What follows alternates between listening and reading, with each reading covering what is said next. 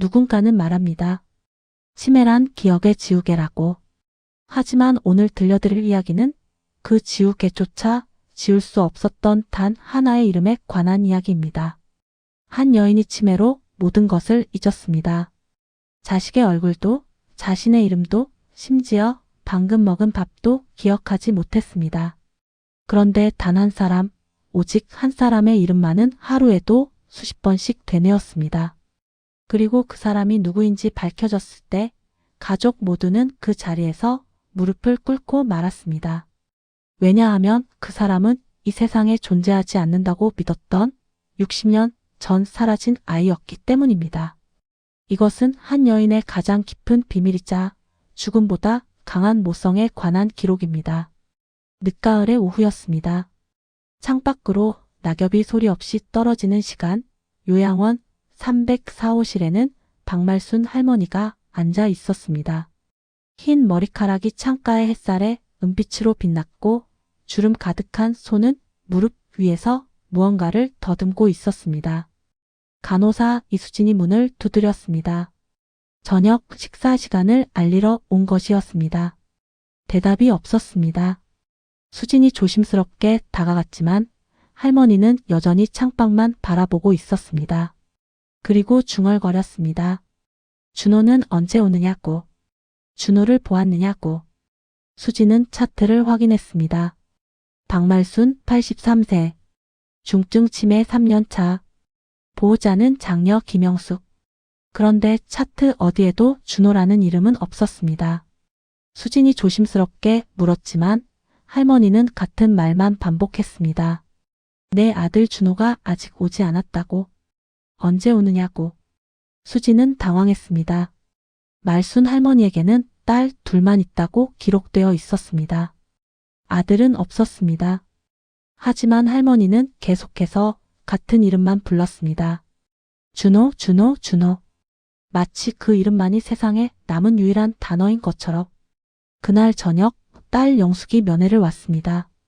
55살의 영숙은 매주 화요일과 금요일 어김없이 어머니를 찾아왔습니다. 20년 넘게 홀로 어머니를 모셔온 딸이었습니다. 아버지는 10년 전 돌아가셨고 언니는 미국으로 이민을 갔습니다. 결국 영숙 혼자 남아 어머니를 돌보았습니다. 영숙은 어머니를 불렀습니다. 자신이 영숙이라고 딸이라고 말했습니다. 말수는 딸을 바라보았습니다. 잠시 멍한 표정이었다가 희미하게 미소를 지었습니다. 하지만 영숙이 누구인지는 알아보지 못했습니다. 그저 누구냐고 물을 뿐이었습니다. 가슴이 무너졌습니다. 매번 겪는 일이지만 자식을 알아보지 못하는 어머니의 눈빛은 칼날처럼 날카로웠습니다. 영숙은 억지로 웃으며 어머니가 좋아하는 호박죽을 가져왔다고 말했습니다. 말수는 고개를 저었습니다. 그리고 또다시 물었습니다. 준호는 아직 오지 않았느냐고. 준호를 봤느냐고. 영숙은 멈칫했습니다. 준호. 평생 들어본 적 없는 이름이었습니다. 수진 간호사가 옆에서 작게 설명했습니다. 요즘 어머니가 계속 그 이름만 부르신다는 것이었습니다. 준호라는 분이 누구신지 아느냐고 물었습니다. 영숙은 고개를 저었습니다. 가족 중에도 친척 중에도 그런 이름은 없었습니다. 하지만 말순의 중얼거림은 멈추지 않았습니다. 준호, 준호, 준호. 마치 주문처럼 기도처럼. 그날 밤 영숙은 요양원 복도 끝 의자에 앉아 한참을 생각했습니다. 준호. 평생 어머니 곁에서 살았지만 한 번도 들어본 적 없는 이름이었습니다. 혹시 치매 증상 중 하나일까? 존재하지 않는 사람을 만들어내는 것일까? 하지만 어머니의 그 눈빛은 너무나 진실했습니다. 무언가를, 누군가를 정말로 기다리고 있는 사람의 눈빛이었습니다. 며칠이 지났습니다. 말순의 상태는 점점 악화되었습니다. 밥을 먹지 않았고 잠도 제대로 자지 못했습니다. 그저 창가에 앉아 밖만 바라보며 중얼거렸습니다. 준호야, 엄마 여기 있다고. 어서 오라고. 수지는 걱정이 되어 말순의 방을 청소하기 시작했습니다. 혹시 단서가 있을까 싶어서였습니다. 옷장을 정리하다가 서랍 깊숙한 곳에서 낡은 보자기 하나를 발견했습니다. 천이 너무 낡아 만지면 부서질 것 같았습니다. 조심스럽게 풀어보니 안에는 작은 손수건 한 장이 들어 있었습니다. 하얀 무명천에 파란색 실로 수놓은 글씨였습니다. 세월의 발에 잘 보이지 않았지만 분명히 읽을 수 있었습니다. 준호. 그리고 그 아래 작은 글씨로 적혀 있었습니다. 엄마는 항상 내 곁에. 수진의 손이 떨렸습니다. 이건 단순한 환상이 아니었습니다. 준호는 실제 했던 사람이었습니다. 수진은 즉시 영숙에게 연락했습니다. 1시간 후 영숙은 요양원으로 달려왔습니다. 손수건을 받아든 순간 영숙의 얼굴이 창백해졌습니다. 수진은 설명했습니다. 어머니 서랍 깊은 곳에 보자기에 쌓여 있었다는 것을. 영숙은 손수건을 들여다보았습니다. 수십 년은 된 듯한 천이었습니다. 손때가 묻어 있었고 곳곳이 해져 있었습니다. 마치 누군가 수없이 만지고 쥐고 눈물로 적셨던 것처럼. 영숙의 머릿속이 혼란스러웠습니다. 어머니에게 아들이 있었다는 말인가? 그럼 자신은, 언니는 대체 누구인가? 평생 딸 둘만 낳았다고 들었는데 아버지도 그렇게 말했는데. 그날 밤 영숙은 집으로 돌아와 오래된 상자를 꺼냈습니다. 아버지의 유품함이었습니다. 10년 전 아버지가 돌아가신 후 한 번도 열어보지 않았던 상자였습니다. 먼지를 털어내고 뚜껑을 열었습니다. 안에는 오래된 사진들이 있었습니다. 젊은 시절의 부모님, 결혼식 사진, 영숙과 언니의 어린 시절. 그런데 맨 아래 노란색으로 바랜 사진 한 장이 있었습니다. 사진 속에는 20살쯤 되어 보이는 어머니가 있었습니다. 머리를 단정하게 빗어 넘기고 낡은 한복을 입고 있었습니다. 그리고 품에는 갓난아기를 안고 있었습니다. 하얀 포대기에 쌓인 아이. 사진 속 어머니의 표정은 슬펐습니다. 웃고 있지 않았습니다. 그저 아이를 내려다보며 눈물을 참는 듯한 얼굴이었습니다. 영숙은 사진을 뒤집었습니다. 뒷면에 작은 글씨로 적혀 있었습니다. 1961년 3월 7일 준호. 그리고 그 아래 붉은 잉크로 흐릿하게 적혀 있었습니다. 부디 좋은 사람 만났거라. 영숙의 손에서 사진이 떨어졌습니다. 온몸에 소름이 돋았습니다. 1961년이라면 지금으로부터 62년 전입니다. 어머니가 20살 때였습니다. 그리고 어머니는 아버지와 25에 결혼했습니다. 그럼 그 전에 이미 아이가 있었던 겁니다. 영숙은 떨리는 손으로 계산했습니다. 어머니는 1940년생, 1961년이면 21세. 결혼 전이었습니다. 미혼모였던 겁니다. 그리고 그 아이를 어디론가 보낸 겁니다. 영숙은 그날 밤 한숨도 자지 못했습니다. 머릿속에 수천 가지 질문이 소용 돌이쳤습니다. 준호는 누구인가? 아버지는 알고 있었나? 왜 평생 숨겼나? 그 아이는 지금 어디에 있나? 살아있나? 그리고 왜 어머니는 모든 것을 잊고도 그 아이만은 기억하는가? 다음 날 아침 영숙은 언니에게 전화했습니다. 미국에 사는 언니 경숙. 10년 만에 통화였습니다. 영숙은 떨리는 목소리로 물었습니다. 혹시 준호라는 이름을 들어본 적이 있느냐고. 긴 침묵이 흘렀습니다. 그리고 경숙이 대답했습니다. 어떻게 알았느냐고.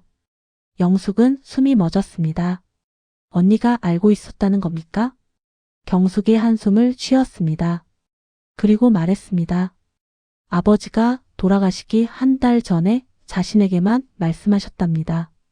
어머니에게는 비밀이 하나 있다는 것을. 젊었을 때 아이를 낳았는데 기를 수 없어서 보육원에 맡겼다는 것을. 절대 어머니한테 물어보지 말라는 것을. 그게 어머니 인생 최대의 상처라는 것을.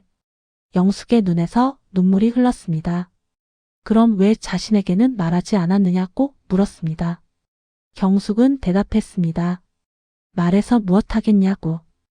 어차피 찾을 수도 없는데 60년도 더 된 일인데 영숙은 말했습니다.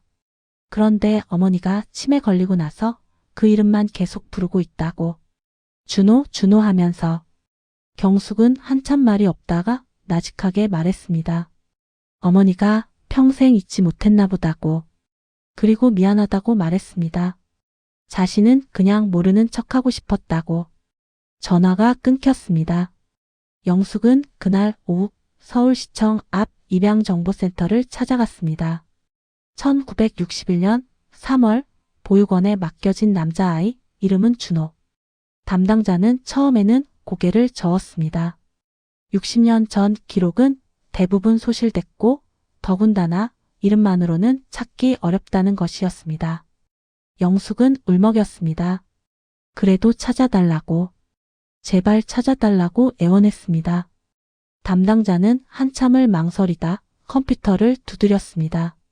1961년 3월 준호 성은 아마도 박씨일 거라고 영숙이 말했습니다. 어머니 성이 박씨니까. 키보드 소리가 울렸습니다.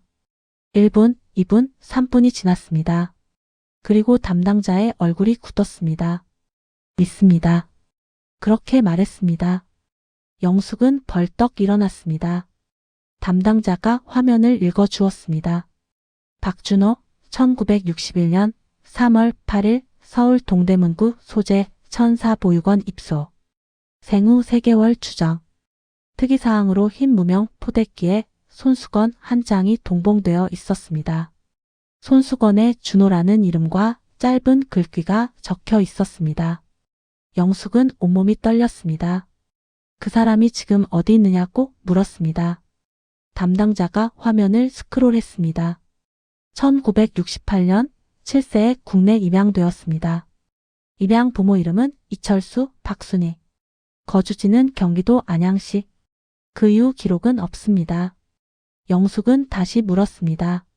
그럼 지금은 어떻게 찾을 수 있느냐고. 담당자는 난감한 표정을 지었습니다. 개인정보라 더 이상은 알려줄 수 없다는 것이었습니다. 영숙은 애원했습니다. 자신이 그 사람 동생이라고. 어머니가 죽기 전에 꼭 만나게 해주고 싶다고. 담당자는 한참을 고민하다 작은 메모지에 무언가를 적었습니다.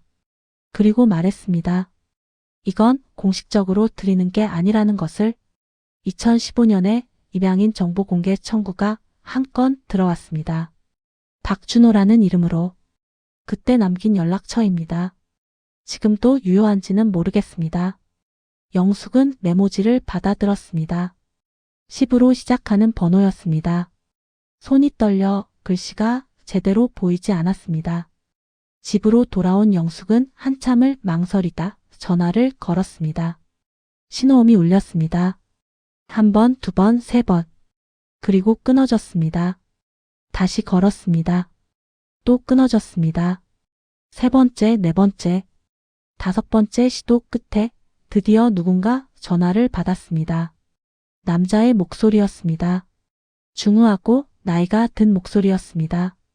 영숙은 떨리는 목소리로 물었습니다. 혹시 박준호 씨가 맞으시냐고. 긴 침묵이 흘렀습니다. 그리고 남자가 물었습니다. 누구냐고. 영숙은 대답했습니다. 자신은 박말순 씨의 딸 김영숙이라고. 혹시 박말순이라는 이름을 기억하시냐고. 더 긴 침묵이었습니다. 전화기 너머로 누군가 숨쉬는 소리만 들렸습니다. 그리고 떨리는 목소리가 들렸습니다. 그건 자신의 어머니 이름이라고. 영숙은 울음이 터져 나왔습니다. 그리고 말했습니다. 오빠라고. 자신은 당신의 동생이라고. 1961년 3월의 그 새벽은 칼바람이 몰아쳤습니다. 20살 박말순은 갓난아기를 품에 안고 눈보라 속을 걸었습니다. 서울역에서 동대문까지 2시간을 걸었습니다. 발이 얼어붙었고 품속의 아이는 울지도 않았습니다. 너무 추워서 아니면 엄마의 심장 소리를 듣고 있어서. 천사보육원 앞에 도착했을 때는 동이 트기 직전이었습니다. 말수는 떨리는 손으로 아이를 내려다 보았습니다. 생후 석 달. 작고 여린 얼굴이었습니다. 말수는 아이의 이마에 입을 맞추었습니다. 그리고 작게 속삭였습니다. 준호야, 엄마 미안해. 말수는 아이를 하얀 포대끼로 감쌌습니다. 그 안에 손수건 하나를 넣었습니다. 며칠 밤을 새워 수놓은 손수건이었습니다. 준호라는 이름과 함께 엄마는 항상 내 곁에라는 문장을 새겼습니다. 엄마는 내 곁에 없지만 마음만은 항상 함께 있다는 의미였습니다. 말수는 아이를 보육원 문 앞에 조심스럽게 내려놓았습니다. 그리고 벨을 눌렀습니다. 그리고는 돌아서서 뛰기 시작했습니다. 뒤돌아보면 안 된다고, 뒤돌아보면 다시 안아버릴 것 같아서. 눈물이 얼어붙은 땀을 타고 흘렀습니다. 하지만 아무도 모릅니다. 그날 이후 말순의 삶이 어떠했는지. 말순은 고향으로 돌아가지 않았습니다. 갈 수도 없었습니다.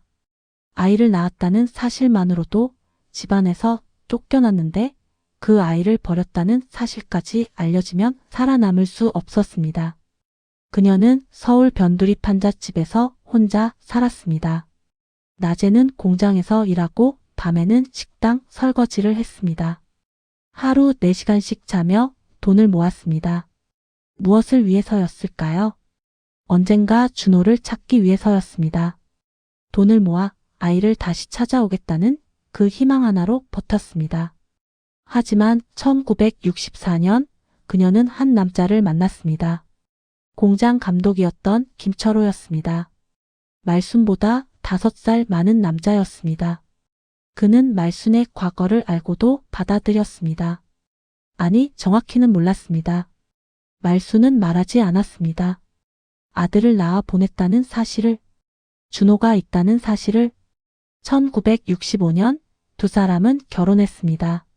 1967년 첫째 딸 경숙이 태어났고 1970년 둘째 딸 영숙이 태어났습니다. 겉보기에는 평범한 가정이었습니다. 남편은 착했고 딸들은 건강했습니다. 하지만 말순의 밤은 고요하지 않았습니다. 매일 밤 꿈을 꾸었습니다. 눈보라치는 새벽, 보육원 앞에 아이를 두고 돌아서는 꿈이었습니다. 그리고 멀리서 아이의 울음소리가 들리는 꿈이었습니다. 말순은 그때마다 식은땀을 흘리며 깨어났습니다. 남편 철호는 알았습니다. 아내에게 무언가 비밀이 있다는 것을. 하지만 묻지 않았습니다. 사랑한다는 건 때로는 묻지 않는 것이라고 믿었습니다. 세월이 흘렀습니다. 1980년대가 되었고 딸들은 자랐습니다. 경숙은 대학에 갔고 영숙은 고등학생이 되었습니다. 말순은 50대가 되었습니다. 그리고 어느 날 그녀는 결심했습니다. 준호를 찾아야 한다고. 1988년 봄 말순은 천사보육원을 찾아갔습니다. 27년 만이었습니다. 하지만 보육원은 사라져 있었습니다. 그 자리에는 아파트가 들어서 있었습니다. 말순은 주변 사람들에게 물었습니다. 보육원이 어디로 갔느냐고. 아무도 몰랐습니다. 말순은 구청을 찾아갔습니다. 담당 공무원은 알려주었습니다. 1975년에 폐원되었습니다. 기록도 대부분 소실되었습니다. 그때 있던 아이들은 대부분 다른 보육원으로 옮겨갔는데 27년 전 아이라면 이미 성인이 되었을 테니 찾기 어렵습니다. 말순은 그날 집에 돌아와 하루 종일 울었습니다. 준호, 내 아들, 어디에 있니? 살아있니? 행복하니? 하지만 그녀는 남편에게도 딸들에게도 말하지 않았습니다. 혼자만의 상처로 간직했습니다. 2000년대가 되었습니다. 말순은 60을 넘었고 남편은 정년퇴직을 했습니다. 경숙은 미국으로 이민을 갔고 영숙은 결혼해 독립했습니다. 말순과 철호 두 사람만 남았습니다. 어느 날 저녁 철호가 물었습니다. 당신 마음속에 누가 있어? 말순은 놀라 남편을 바라보았습니다. 철호가 말을 이었습니다. 결혼한 지 40년이 넘었는데 당신이 매일 밤 누군가 이름 부르며 잠꼬대하는 거 자신은 다 안다고 했습니다. 준호. 그 사람이 누구냐고 물었습니다. 말순의 눈에서 눈물이 흘렀습니다. 그리고 처음으로 평생 숨겨왔던 비밀을 털어놓았습니다. 20살 때 낳았던 아이, 어쩔 수 없이 보육원에 맡겼던 아들, 평생 찾지 못한 아이에 대해 철호는 아무 말도 하지 않았습니다. 그저 아내의 손을 잡았습니다. 그리고 말했습니다. 찾자고. 우리 아들을 찾자고. 말순은 남편의 품에서 울었습니다. 40년 만에 처음으로 누군가에게 짐을 나눠줄 수 있었습니다. 두 사람은 입양정보센터를 찾아갔습니다. 하지만 1961년 기록은 너무 오래되었습니다. 이름은 있었지만 그 이후 행적은 알 수 없었습니다. 1968년 국내 입양되었다는 기록만 있을 뿐이었습니다. 말순은 포기하지 않았습니다. 인터넷에 글을 올렸습니다. 1961년 3월 천사보육원에 맡겨진 박준호를 찾습니다. 하지만 답장은 없었습니다. 매일 컴퓨터 앞에 앉아 댓글을 확인했지만 아무도 응답하지 않았습니다.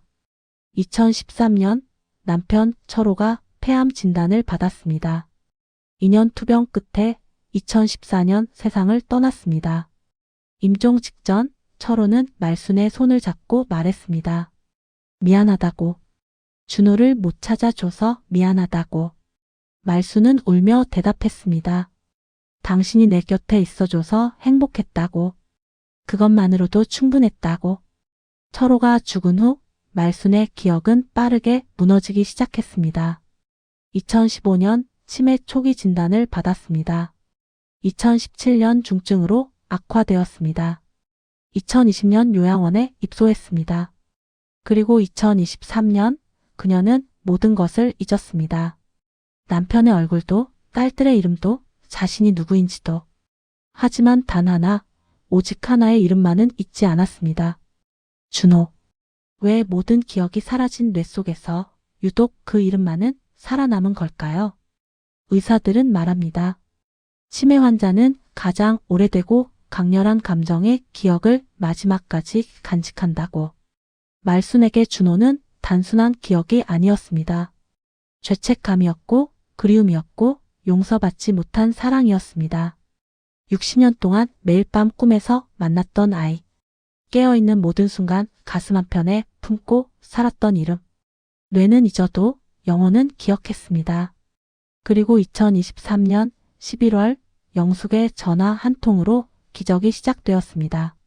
전화 너머 박준호는 한참 동안 말이 없었습니다. 영숙은 울면서 계속 말했습니다. 어머니가 치매에 걸렸는데 오빠 이름만 계속 부른다고. 준호, 준호 하면서. 준호의 목소리가 떨렸습니다. 어머니가 살아 계시냐고 물었습니다. 영숙은 대답했습니다. 네, 요양원에 계십니다. 경기도 안양에. 준호는 말했습니다. 주소를 알려달라고. 내일 당장 가겠다고. 그날 밤 준호는 잠을 이루지 못했습니다. 62살의 나이에 생애 처음으로 생모를 만나게 된 겁니다. 박준호의 삶은 평탄하지 않았습니다. 천사보육원에서 7년을 살았습니다. 입양되기 전까지 그는 다른 아이들처럼 부모를 기다렸습니다. 하지만 그에게는 남들과 다른 것이 하나 있었습니다. 손수건이었습니다. 준호라고 수놓인 하얀 손수건이었습니다. 보육원 원장 선생님이 말했습니다. 이건 내 엄마가 남긴 거라고. 엄마가 너를 정말 사랑했다는 증거라고. 어린 준호는 그 손수건을 베개 밑에 깔고 잤습니다. 그리고 매일 밤 중얼거렸습니다. 엄마 빨리 데리러 와. 하지만 엄마는 오지 않았습니다. 1년이 지나고 2년이 지나고 5년이 지났습니다. 그리고 1968년 봄 7살 준호는 입양되었습니다. 양부모는 좋은 사람들이었습니다. 이철수와 박순희 부부였습니다. 슬아의 자식이 없어 준호를 입양했습니다. 사랑으로 키웠습니다. 준호는 양부모를 아빠, 엄마라 불렀고 행복했습니다. 하지만 밤마다 꿈을 꾸었습니다. 누군가 자신을 안고 우는 꿈이었습니다. 눈보라 치는 새벽, 멀어지는 누군가의 뒷모습. 준호는 성실하게 자랐습니다. 공부를 잘했고 대학에 갔습니다. 졸업 후 회사에 취직했고 30에 결혼했습니다. 아내와 사이에 아들 하나, 딸 하나를 낳았습니다. 평범한 삶이었습니다. 하지만 준호는 항상 무언가 비어있다는 느낌을 지울 수 없었습니다. 생모에 대한 궁금증이었습니다. 나를 낳은 사람은 누구인가? 왜 나를 보육원에 맡겼는가? 지금은 어디서 무엇을 하고 있는가? 2015년 준호는 54살이 되었습니다. 양어머니가 돌아가신 직후였습니다. 장례를 치르고 집을 정리하던 중 준호는 오래된 상자 하나를 발견했습니다. 그 안에는 자신이 입양될 때 함께 온 물건들이 들어 있었습니다. 하얀 포대기 그리고 그 손수건. 준호는 손수건을 펼쳤습니다. 수십 년 만에 보는 물건이었습니다. 준호라는 글씨. 엄마는 항상 내 곁에라는 문장. 준호의 눈에서 눈물이 흘렀습니다. 그날 준호는 입양정보센터에 정보 공개 청구를 했습니다. 생모를 찾고 싶다고. 하지만 답은 없었습니다. 1961년 기록은 너무 오래되었고 생모에 대한 정보는 이름 외에 아무것도 없었습니다. 박말순. 그게 전부였습니다. 준호는 인터넷을 검색했습니다. 박말순이라는 이름을 찾았습니다. 너무 흔한 이름이었습니다. 수백 명이 나왔습니다. 어디서부터 찾아야 할지 알 수 없었습니다. 준호는 포기할 수밖에 없었습니다. 하지만 연락처만은 남겼습니다. 입양정보센터에 혹시 누군가 자신을 찾는다면 연락해달라고. 8년이 지났습니다. 준호는 62살이 되었고 올해 정년퇴직을 했습니다. 생모를 찾는 일은 거의 포기한 상태였습니다. 62년 전에 헤어진 사람을 지금 찾는다는 게 말이 되나? 그분은 아마 돌아가셨을지도 모른다고 생각했습니다. 그런데 그날 전화 한 통이 왔습니다. 영숙이었습니다. 박말순의 딸이라고 했습니다. 준호는 그 순간 세상이 멈춘 것 같았습니다. 박말순, 엄마, 살아계신 겁니까? 영숙은 울며 말했습니다. 엄마가 치매에 걸렸습니다. 모든 걸 잊었는데 오빠 이름만 부릅니다. 손수건을 발견했습니다. 사진을 찾았습니다. 준호는 떨리는 손으로 메모했습니다. 요양원 주소를 적었습니다. 면회 시간을 적었습니다. 그리고 조심스럽게 물었습니다. 어머니가 자신을 기억하실까요? 영숙은 울음을 삼키며 대답했습니다. 오빠를 기억 안 하시는 게 아니라 오빠만 기억하십니다. 다음 날 오후 준호는 요양원 앞에 서 있었습니다. 62년 만에 상봉이었습니다. 아니, 생후 3개월에 헤어졌으니 사실상 처음 만나는 겁니다. 준호는 문 앞에서 한참을 망설였습니다. 두려웠습니다. 만약 어머니가 자신을 거부하면 어쩌지? 만약 후회하시면 어쩌지? 영숙이 나와서 준호를 안내했습니다. 복도를 걸으며 영숙이 말했습니다. 오빠, 엄마는 지금 거의 아무것도 기억 못하십니다. 그래도 놀라지 마세요. 304호실 문 앞이었습니다. 준호는 심호흡을 했습니다. 그리고 문을 열었습니다. 창가에 한 노인이 앉아 있었습니다. 작고 야윈 몸이었습니다.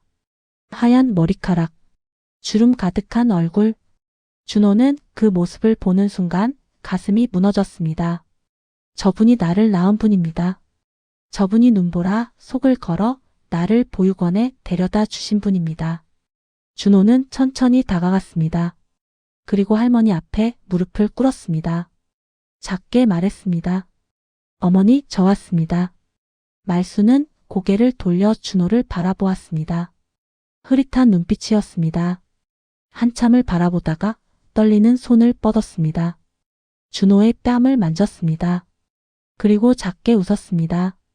그리고 말했습니다. 준호야. 준호는 울음이 터져 나왔습니다. 네, 엄마, 준호 왔어요. 그렇게 대답했습니다. 말수는 준호의 손을 잡았습니다. 그 손은 얼마나 작고 차가운지 말순이 중얼거렸습니다. 미안하다고. 엄마가 늦었다고. 준호는 고개를 저었습니다. 아닙니다. 안 늦었습니다. 지금 만났지 않습니까? 그렇게 말했습니다. 말순은 준호의 손을 자신의 뺨에 갖다 댔습니다. 눈물이 흘렀습니다. 치매로 모든 걸 잊어도 이 순간만은 선명했습니다. 내 아들. 내가 평생 찾던 아들. 말순이 작게 중얼거렸습니다. 엄마가 항상 내 곁에. 준호는 알았습니다. 손수건에 새겨진 그 문장이었습니다. 엄마는 정말로 항상 자신의 곁에 있었습니다. 비록 멀리 떨어져 있었어도 마음만은 한 번도 떠난 적이 없었습니다. 영숙은 문 밖에서 그 광경을 지켜보며 울었습니다. 평생 알지 못했던 오빠였습니다. 엄마가 평생 숨겨온 비밀이었습니다. 그리고 지금 62년 만에 이루어진 상봉이었습니다. 하지만 아무도 몰랐습니다. 이것이 시작일 뿐이라는 것을. 준호의 삶에는, 그리고 말순의 과거에는 아직 밝혀지지 않은 엄청난 비밀이 하나 더 남아 있었습니다. 그날 저녁 준호는 영숙에게 물었습니다. 생부에 대해서는 아무것도 모르냐고. 자신을 낳은 아버지에 대해서. 영숙은 고개를 저었습니다. 그리고 말했습니다. 아버지가 돌아가시기 전에 언니한테만 살짝 말씀하셨답니다. 엄마가 젊었을 때 어떤 남자를 사랑했는데 그 사람은 군대에 갔다가 돌아오지 못했습니다. 전사했습니다. 준호는 숨이 멎었습니다. 전사요? 그렇게 물었습니다. 영숙이 대답했습니다. 네, 1960년대 초반이면 아마 월남전쯤이 아니겠습니까? 준호는 그날 밤 잠을 이루지 못했습니다. 생부, 나를 낳은 아버지, 전쟁터에서 죽었다는 사람. 그렇다면 어머니는 혼자 나를 낳았고 기를 수 없어서 보육원에 맡긴 겁니다. 다음 날 준호는 국가보훈처를 방문했습니다. 1960년대 초반 전사자 명단을 찾았습니다. 담당자에게 물었습니다. 제 생부를 찾고 있습니다. 1960년경 전사했을 것 같습니다. 담당자가 물었습니다. 성함은요? 준호는 대답했습니다. 그게 모릅니다. 제 생모 이름은 박말순인데요. 담당자는 난감한 표정을 지었습니다. 이름을 모르면 찾기 어렵습니다. 준호는 포기하지 않았습니다. 그날 이후 매일 도서관과 기록관을 찾아다녔습니다. 1960년대 전사자 명단을 뒤졌습니다. 그 중에서도 1960년에서 1961년 사이 전사한 사람들을 찾았습니다. 그런데 이상한 점을 발견했습니다. 1960년대 초반에는 월남전이 아직 본격화되지 않았습니다. 파병은 1964년부터였습니다. 그렇다면 생부는 어디서 전사한 걸까요? 준호는 한국전쟁 전사자 명단을 뒤졌습니다. 1950년부터 1953년까지를 살펴봤습니다. 하지만 어머니는 1940년생이었습니다. 한국전쟁 때는 고작 10살이었습니다. 말이 안 됐습니다. 그렇다면 답은 하나였습니다. 생부는 전사하지 않았습니다. 누군가 거짓말을 한 겁니다. 아니면 어머니가 잘못 알고 계셨거나. 준호는 다시 요양원을 찾았습니다. 말순 할머니 앞에 앉아 조심스럽게 물었습니다. 어머니, 제 아버지는 어떤 분이셨습니까? 저를 낳은 아버지는? 말순은 창밖을 바라보았습니다. 한참 동안 아무 말도 하지 않았습니다. 그러다 작게 중얼거렸습니다. 강민재. 준호는 펜을 꺼냈습니다. 강민재요. 그렇게 되물었습니다. 말순이 말을 이었습니다. 기다렸어. 오래 기다렸어. 안 왔어. 그게 전부였습니다. 더 이상의 말은 없었습니다. 준호는 그 이름을 메모했습니다. 강민재. 생부의 이름일까요? 준호는 즉시 조사를 시작했습니다. 1940년 대생 강민재를 찾았습니다. 전국에 수십 명이 있었습니다. 하지만 그 중에서 1960년경 사망한 사람을 찾기 시작했습니다. 그런데 놀라운 사실을 발견했습니다. 강민재라는 이름의 남자가 1960년 12월에 사망했습니다. 하지만 전사가 아니었습니다. 교통사고였습니다. 서울 마포구에서 버스에 치여 사망했습니다. 당시 나이 22살. 준호는 더 깊이 파고들었습니다. 그리고 구청 기록에서 충격적인 사실을 발견했습니다. 강민재는 1960년 11월에 결혼신고를 했습니다. 신부 이름은 박말순이었습니다. 하지만 결혼 한 달 만에 강민재가 사망했습니다. 그리고 그때 박말순은 임신 6개월이었습니다. 준호의 손이 떨렸습니다. 어머니와 아버지는 결혼했습니다.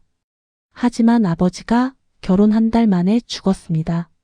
그리고 어머니는 혼자 남아 아이를 낳았습니다. 하지만 왜일까요? 왜 혼자 기를 수 없었던 걸까요?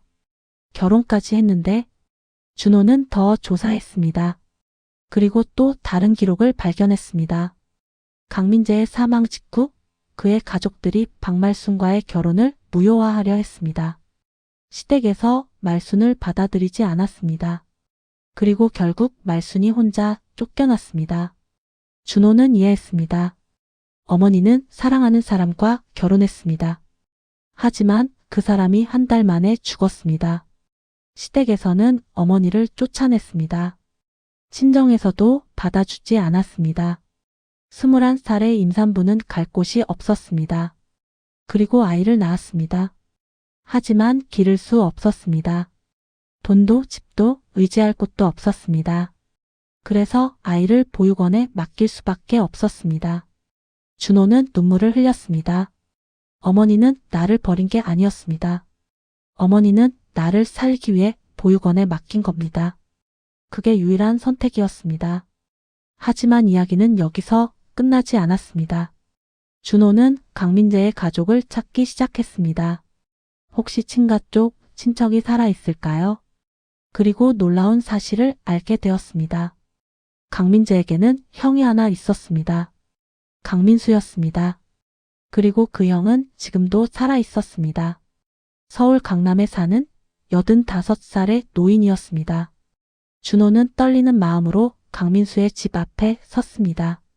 고급 빌라 단지였습니다. 초인종을 눌렀습니다. 잠시 후 인터폰에서 늙은 남자의 목소리가 들렸습니다. 누구냐고 물었습니다. 준호는 대답했습니다. 자신은 강민재 씨의 아들입니다. 긴 침묵이 흘렀습니다. 그리고 문이 열렸습니다. 거실로 안내받은 준호 앞에 80대 중반의 노인이 앉아 있었습니다. 강민수였습니다. 그는 준호를 오랫동안 바라보다가 입을 열었습니다. 민재 아들입니까? 준호는 대답했습니다. 네, 저는 박준호입니다. 1961년 3월에 태어났습니다. 강민수의 얼굴이 굳었습니다. 그리고 말했습니다. 그럼 박말순 씨 아들이로군요. 준호는 고개를 숙였습니다. 생모 이름이 박말순입니다.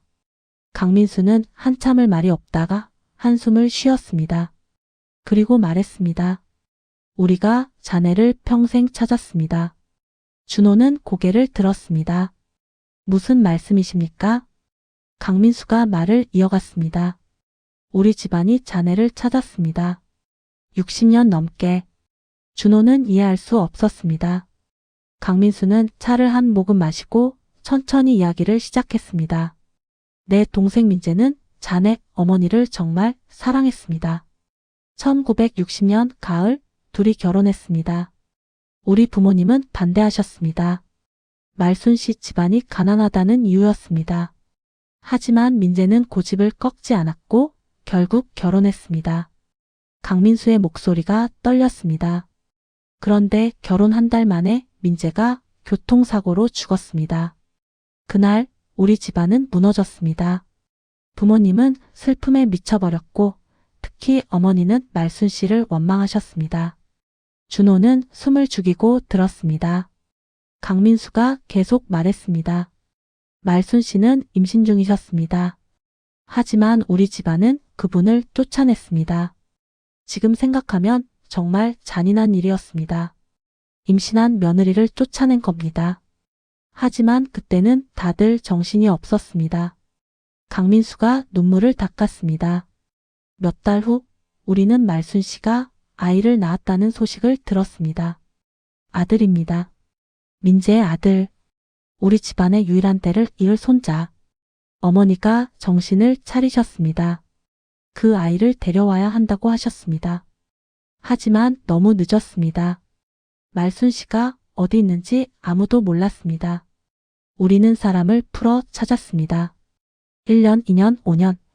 하지만 찾을 수 없었습니다. 말순 씨도 아이도. 준호는 떨렸습니다. 그럼 저를 찾으신 겁니까? 강민수가 대답했습니다. 60년 넘게 찾았습니다. 우리 부모님은 자네를 찾지 못하고 돌아가셨습니다. 임종 직전까지 손자를 찾으라고 하셨습니다. 나도 찾았습니다. 가진 방법을 동원했습니다. 하지만 1961년 기록은 너무 오래돼서 임양 기록도 대부분 소실됐습니다. 강민수가 준호의 손을 잡았습니다. 그리고 말했습니다. 자네가 살아 있었군요. 우리 민재의 아들이. 준호는 울었습니다. 자신을 찾던 사람이 있었습니다. 친할아버지, 친할머니, 그리고 친삼촌. 하지만 서로 찾지 못했습니다. 60년 동안 강민수는 오래된 앨범을 꺼내왔습니다. 그 안에는 젊은 시절의 강민재 사진이 있었습니다.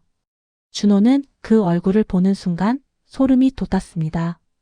자신과 닮았습니다. 눈매, 코, 입술, 거울을 보는 것 같았습니다. 준호는 사진을 쓰다듬었습니다. 이분이 제 아버지. 그렇게 중제시도 김계속 제3부 계속 얼거렸습니다. 강민수가 대답했습니다. 그렇습니다. 자네 아버지입니다. 22살에 죽었습니다. 자네를 한 번도 보지 못하고. 준호는 아버지의 사진을 오랫동안 바라보았습니다. 처음 보는 얼굴이지만 왠지 그리운 얼굴이었습니다. 피는 거짓말하지 않는다고 했던가. 자신의 얼굴에서 아버지의 흔적을 찾을 수 있었습니다. 강민수가 조심스럽게 물었습니다. 자네 어머니 박말순 씨는 어떻게 지내십니까? 준호는 요양원 이야기를 했습니다. 어머니가 치매에 걸렸습니다. 모든 걸 잊었지만 자신의 이름만 부릅니다. 그리고 며칠 전 처음 만났습니다. 강민수는 눈물을 흘렸습니다. 그분도 얼마나 힘드셨을까요? 사랑하는 사람 잃고 아이까지 보냈고. 그렇게 중얼거렸습니다. 준호가 조심스럽게 말했습니다. 어머니께 아버지 이야기를 해주고 싶습니다. 치매지만 아버지 사진을 보시면 혹시 기억하실지도 모릅니다. 강민수는 고개를 끄덕였습니다. 같이 가겠습니다. 나도 그분께 사과해야 합니다. 60년 전 우리가 저지른 잘못을. 사흘 후 준호와 강민수는 함께 요양원을 찾았습니다. 영숙도 동행했습니다. 304호실 문을 열자 말수는 여전히 창가에 앉아 있었습니다. 준호가 어머니를 불렀습니다. 말순이 고개를 돌렸습니다. 그리고 희미하게 미소를 지었습니다. 준호야. 준호는 말순 앞에 무릎을 꿇고 오래된 사진 한 장을 꺼내 보여줬습니다. 강민재의 사진이었습니다. 어머니, 이분 기억하세요? 말순은 사진을 바라보았습니다. 오랫동안 아무 말 없이. 그리고 떨리는 손으로 사진을 만졌습니다.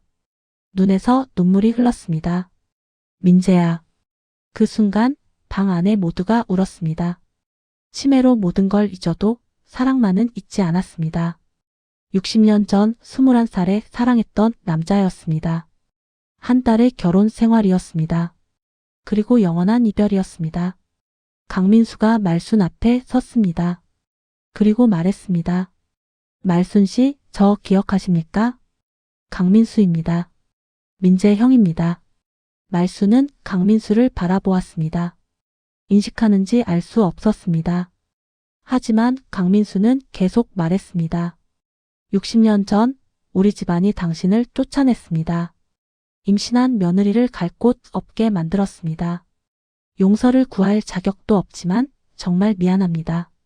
말수는 고개를 저었습니다. 그리고 작게 말했습니다. 괜찮아요. 다 지난 일이에요. 강민수는 계속 말했습니다. 우리가 자네 아들을 찾았습니다. 60년 넘게 찾았습니다. 우리 부모님도 나도. 하지만 찾지 못했습니다. 정말 미안합니다. 말수는 준호를 바라보았습니다. 그리고 미소를 지었습니다. 준호 찾았어요. 강민수가 고개를 끄덕였습니다. 네, 찾았습니다. 이제 우리가 돌보겠습니다. 그날 이후 준호는 매일 요양원을 찾았습니다. 강민수도 함께 왔습니다. 말수는 대부분의 시간을 혼란 속에서 보냈지만 준호의 얼굴을 볼 때만은 환하게 웃었습니다. 한 달이 지났습니다. 강민수는 변호사를 통해 말순을 강씨 집안의 정식 며느리로 인정하는 절차를 밟았습니다. 비록 60년이 지났지만 법적으로는 여전히 강민재의 아내였습니다.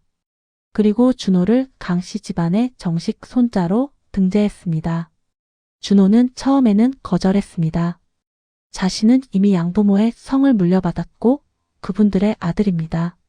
하지만 강민수는 말했습니다. 이건 법적인 문제가 아닙니다.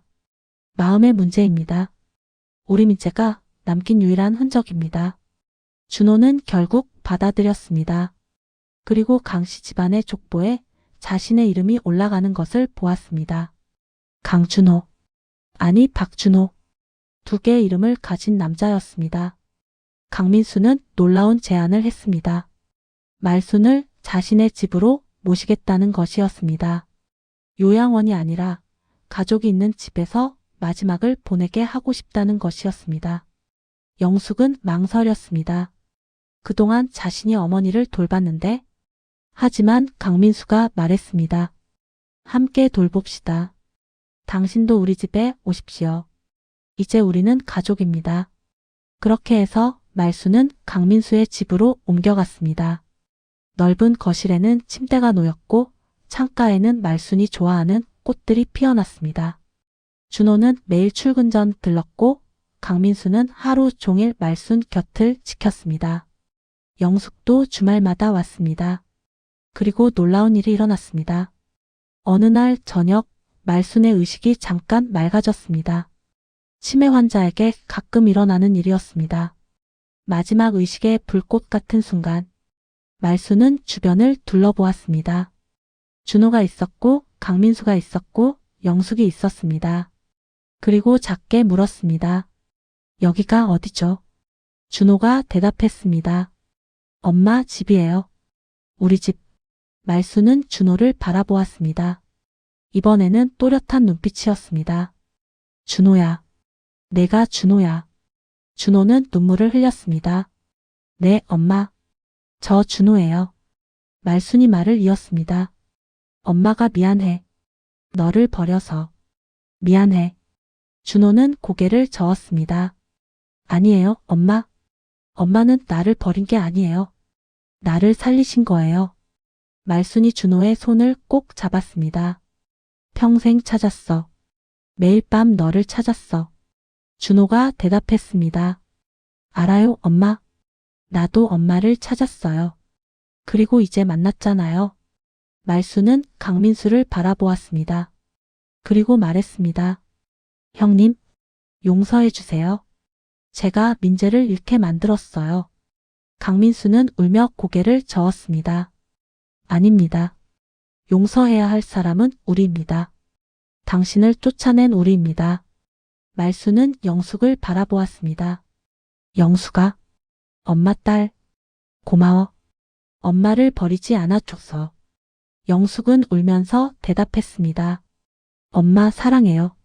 말수는 모두를 둘러보았습니다. 그리고 미소를 지었습니다. 행복해. 지금 정말 행복해. 그리고 말수는 눈을 감았습니다. 다시는 뜨지 않을 눈이었습니다. 2024년 1월 15일 새벽 3시 박말수는 평화롭게 숨을 거두었습니다. 63살 아들의 손을 잡고 85살 시동생의 곁에서 그리고 55살 딸의 품에서 장례는 강씨 집안의 정식 며느리로 치러졌습니다. 60년 만에 인정받은 신분이었습니다. 영정 사진 옆에는 젊은 시절 강민재의 사진이 함께 놓였습니다. 63년 만에 재회였습니다. 장례식에는 놀라운 사람들이 찾아왔습니다. 강씨 집안의 친척들이었습니다. 그들은 준호를 안았습니다. 그리고 말했습니다. 60년을 기다렸다고. 돌아와줘서 고맙다고. 준호는 그제야 알았습니다. 자신은 버려진 아이가 아니었습니다. 자신은 두 가족의 사랑을 받은 아이였습니다. 낳아준 가족과 키워준 가족. 장례를 마치고 한 달 후 준호는 강민수와 함께 한 곳을 찾았습니다. 천사보육원이 있던 자리였습니다. 지금은 아파트가 들어서 있었지만 그곳에서 준호의 인생이 시작되었습니다. 강민수가 말했습니다. 자네 어머니는 평생 자네를 찾았다네. 그리고 결국 만났어. 치매로 모든 걸 잊어도 자네만은 잊지 않았어. 준호는 고개를 끄덕였습니다. 그리고 말했습니다. 엄마의 마지막 기억이 저여서 다행입니다. 저를 기억하면서 가셨으니까요. 강민수가 준호의 어깨를 두드렸습니다. 자네는 세 사람의 사랑을 받았네. 낳아준 어머니, 키워준 어머니, 그리고 자네를 찾던 할머니. 그 사랑을 기억하게. 준호는 눈물을 흘렸습니다. 그날 밤 준호는 오래된 손수건을 꺼냈습니다. 어머니가 60년 전 수놓은 손수건. 준호. 엄마는 항상 내 곁에. 준호는 그 문장을 읽으며 깨달았습니다. 엄마는 정말로 항상 자신의 곁에 있었다는 것을. 보이지 않았지만, 느껴지지 않았지만 그 사랑은 단 한순간도 멈추지 않았다는 것을. 그리고 지금 엄마는 정말로 자신의 곁을 떠났습니다. 하지만 그 사랑은 여전히 남아 있습니다. 이 손수건에, 이 기억에, 이 마음에. 준호는 손수건을 가슴에 꼭 안았습니다. 그리고 작게 속삭였습니다. 엄마 사랑해요. 이제 편히 쉬세요. 그로부터 1년 후 준호는 강민수와 함께 묘소를 찾았습니다. 강민재와 박말순이 함께 묻힌 묘소였습니다. 63년 만에 함께 누운 부부였습니다. 묘비에는 이렇게 적혀 있었습니다. 강민재 1938-1960 박말순 1940-2024 그리고 그들의 아들 박준호. 사랑은 죽음보다 강하고 기억은 시간보다 깊다. 준호는 묘소 앞에 꽃을 놓았습니다. 그리고 말했습니다. 엄마, 아빠, 이제 함께 계세요. 제가 여기 있어요. 엄마가 평생 찾던 아들이 여기 있어요. 바람이 불었습니다. 마치 누군가 대답하는 것처럼. 준호는 미소를 지었습니다. 엄마는 항상 내 곁에. 그 약속은 지켜졌습니다.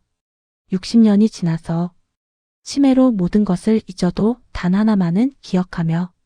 사랑은 기억보다 강합니다. 사랑은 시간보다 강합니다. 사랑은 죽음보다 강합니다.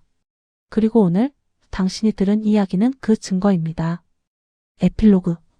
이 이야기를 마치며 생각합니다. 우리가 기억한다는 것은 무엇일까요? 우리가 사랑한다는 것은 무엇일까요? 박말순 할머니는 모든 것을 잊었습니다. 하지만 단 하나, 아들의 이름만은 잊지 않았습니다. 그것은 단순한 기억이 아니었습니다. 그것은 영혼에 새겨진 사랑이었습니다. 우리 모두의 마음속에는 지울 수 없는 이름이 하나씩 있습니다. 평생 품고 사는 그리움이 있습니다. 용서받고 싶은 죄책감이 있습니다. 그리고 끝까지 놓지 못하는 사랑이 있습니다.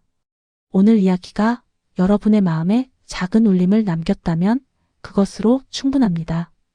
혹시 여러분에게도 있지 않습니까?